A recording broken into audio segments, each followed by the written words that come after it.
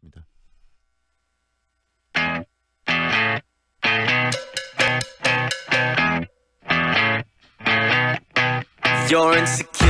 황동현의 시선 집중 인터뷰. 지난주 또다시 고속버스 기사의 고개 운전 소식이 전해졌는데요. 이 운전기사는 광주에서 대전 유성 구간을 시속 100km 정도로 달리면서 2시간 내내 거치대에 끼워둔 스마트폰으로 동영상을 시청했다고 합니다. 이 불안한 운행에 종종 급정거를 하기도 했기 때문에 차량에 타고 있던 승객들은 내내 공포의 시간을 보냈다고 하는데, 음주운전보다도 더 무서운 이 운전 중 DMB 시청, 갖고 있는 문제점과 이런 부분들에 대한 처벌 규정은 어떻게 되는지 이야기를 듣도록 하겠습니다. 도로교통공단 광주 전남 지부 오주영 교수 연결합니다. 안녕하세요, 교수님. 네, 안녕하세요. 네, 운전 중 DMB나 스마트폰 시청 어떻습니까? 현재 도로교통법상으로 금지된 사항 아닌가요? 네, 맞습니다.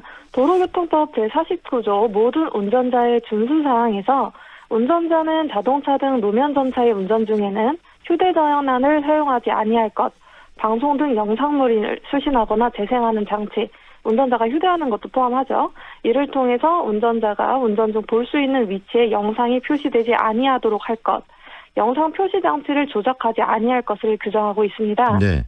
네, 이를 위반할 경우 승합자동차 7만 원, 승용자동차 6만 원의 범칙금과 벌점 15점이 부과됩니다. 네, 그럼에도 불구하고 이번 경우에도 이 버스, 특히 고속버스 기사가 DMB를 시청했다는 얘기가 나오고 있는데, 이런 분들이 굉장히 많아요. 택시를 타도 택시 기사분 중에서 그런 분들이 계시고요. 이런 네, 사고들은 어떻게, 얼마나 발생하고 있는지 데이터가 있습니까? 네, 최근 도로교통공단이 발표한 가해 운전자 법규 위반별 교통사고 통계 자료에 따르면 2018년 교통사고 사망자 수는 총 3,781명에 달했고, 이 중 68.6%인 2,594명이 운전 중 휴대전화 사용, DMB 시청, 내비게이션 조작 등 안전운전 불이행 교통사고로 사망한 것으로 조사되었습니다. 특히 고속도로 사고 대부분은 운전자의 사소한 운전 부주의에서 시작됩니다. 네. 고속도로에서 일어난 사고 건수를 원인별로 분석하면 85%가 운전 부주의에 의한 사고입니다. 고속도로 3대 사고는 주시태만, 졸음운전, 과속운전인데, 이 가운데 가장 많은 사고가 주시태만으로 발생하고 있습니다. 주시태만은 또 DMB나 이런 스마트폰 시청과도 관련을 맺고 있을 것 같다는 생각이 드는데요. 음주운전과 이 DMB 기기 조작 시 운전자의 전방 주시율 어떻게 좀 다릅니까? 네, 차이가 나는데요. 손해보험협회 조사 결과에 따르면 DMB를 보면서 운전하면 전방 주시율이 58.1%로 혈중알코올 농도 0.1% 정도로 운전할 때의 전방 주시율 71.1%보다 훨씬 낮게 나타났습니다. 네. 또한 상성교통안전문화연구소 자료에 의하면 운전 중 DMB 조작 시에는 전방 주시율이 50.3%로 나타났고요. 장애물 회피 시간도 정상 주행 시 0.88초 이내 비해 DMB를 시청할 경우 1.12초로 늦어졌습니다. 또 DMB를 보면서 운전하는 사람은 차량이 좌우로 움직이는 폭이 1.39m로 DMB를 보지 않는 운전자보다 훨씬 넓고, 시속 70km로 달리는 차에서 DMB를 보지 않는 운전자보다 17.6m를 더 달린 뒤에야 브레이크를 밟거나 방향을 트는 것으로 확인되었습니다. 다시 말하면 DMB를 보면서 운전하는 것은 음주운전보다도 더 위험하고, 그리고 굉장히 큰 사고를 일으킬 개연성이 높다, 이렇게 이해해도 된다는 거 아니겠습니까? 맞습니다. 운전 중 DMB 시청의 위험성 이야기를 해주셨는데, 더불어 또 핸드폰 사용할 때도 굉장히 운전자의 어떤 운전에 대한 사고가 발생했을 때나 위급상이 발생했을 때에 대한 대처, 반응도 현저히 떨어질 것 같아요. 운전자 자중작업 가능성 확률 분석을 위해 200명의 운전자에게 운전과 동시에 핸즈프리로 통화하면서 단어 기억과 간단한 수학 문제를 푸는 실험을 진행했습니다. 네. 네, 그 결과 불과 5명의 운전자만이 정상적으로 운전했고, 나머지 운전자들은 제동이 지연되거나 안전거리를 제대로 확보하지 못하는 등 비정상적인 운전 행동을 보였습니다. 운전 중 휴대전화 사용도 무척 위험한 행동입니다. 도로교통공단에 따르면 운전 중에 휴대전화를 사용하면 교통사고가 일어날 확률이 4배 이상 높아지고, 핸들 조작 실수나 신호위반, 차선위반, 차로위반을 할 경우 30배 이상 높아지는 것으로 나타났습니다. 네. 정지거리도 더 길어지게 되는데요. 시속 40km 주행 시 스마트폰 운전자는 스마트폰 비사용 운전자와 비교해서 브레이크를 밟았을 때 제동거리가 11m 길어졌으며 시속 100km로 주행 시 스마트폰 사용 운전자는 스마트폰 비사용 운전자에 비해 제동거리가 41m 길어졌습니다. 네, 이러한 결과는 운전 중 휴대전화 사용의 위험성을 잘 알려주고 있습니다. 네, DMB 시청, 휴대전화 사용의 위험성, 충분히 데이터를 들어서 이야기를 교수님께서 좀 해주셨는데요. 그렇기 때문에 결국은 DMB 시청을 통한 전방 주시 태만 행위, 이게 운전 행위와 절대 양립할 수 없는 거 아니겠습니까? 맞습니다.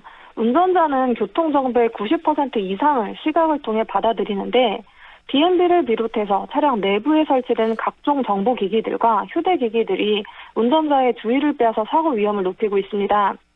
어떤 물체를 주시할 경우 그 주시점으로부터 2도 벗어나면 그 물체에 대한 시력은 2분의 1 떨어지고 10도를 벗어나면 5분의 1로 떨어집니다. 보통 사람의 시야는 좌우 눈이 각각 160도 정도이고 두 눈으로 함께 볼 수 있는 범위는 200도 정도입니다. 따라서 운전자는 운전을 하다가 시선을 다른 데 빼앗기거나 시선을 편중되면 전체상을 정확하게 인지하지 못할 수 있는데요. 그럼에도 운전자가 다른 데 시선을 두는 이유는 다른 곳을 잠깐 보는 그 상황 동안 교통 상황이 크게 변하지 않을 거라고 생각해 방심하기 때문입니다. 네. 하지만 그 방심으로 인해 많은 사고가 여전히 발생이 되고 있습니다. 그렇죠. 그러니까 한순간의 방심이 큰 사고로 이어진다는 건 누구나 알고 있는데 또 방심하게 되고 다른 흥미거리, 특히 DMB나 이런 스마트폰 사용에 흥미거리를 둠으로써 큰 사고로 이어진다. 그런데 처벌 규정은 있다고 말씀하셨는데 아까 들어보니까 그런 규정 자체, 처벌의 내용이 그렇게 강력하지 않기 때문에 이런 일이 계속 반복되는 거 아니냐라는 지적이 있는데 어떻게 보세요? 네, 운전 중 동영상 시청은 음주운전만큼이나 위험하고 자칫하면 대형 사고로 이어질 가능성이 높기 때문에 처벌 강화에 대한 목소리가 나오고 있습니다. 네.